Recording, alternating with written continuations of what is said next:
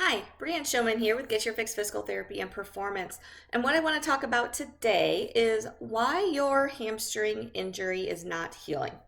So, a lot of times when we deal with hamstring injuries, if you're experiencing one yourself, you know they seem to last forever. And everyone you talk to tells you it's taking 9 months, years, 2 years to get past this. What I'm here to tell you is it does not take that long if you do the right things for it. Essentially, two common issues I see two common issues when we're dealing with hamstrings. Either one is we're just treating the symptoms. So, what does that mean? It means we're using ice. We're doing massage, we're stretching, we're wearing braces. We're doing all those like physical, all those things to just kind of like make it feel better. But ultimately, it's not healing it. The other common issue I see is stretching these injuries. When we're dealing with hamstrings, it's usually one of two things. It's either we strained it, meaning you pulled it. So we don't want to be stretching anything we strain because it's already been excessively stretched. We need to do something to shorten it all up.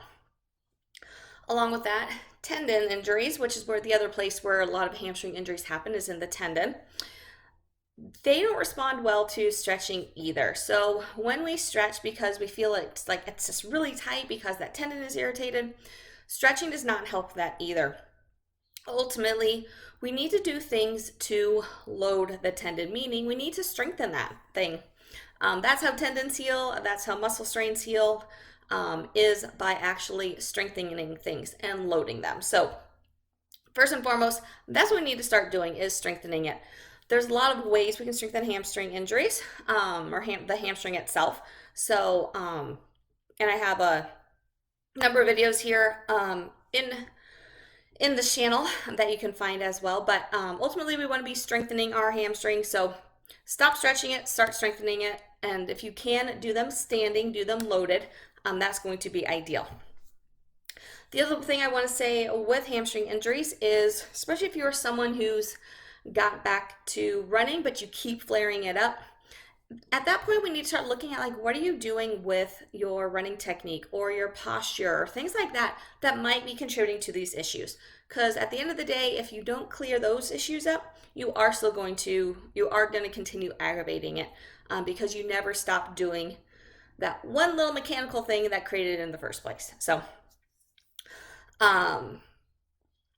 if you have any questions, shoot them over to me. You can email them to me, Brianne at getyourfixpt.com. Otherwise, follow me on Instagram at the.ocr.doc, or you can find me on Facebook in the running training for obstacle course racing group, or check out my website. There's a ton of other information on there on www.getyourfixpt.com.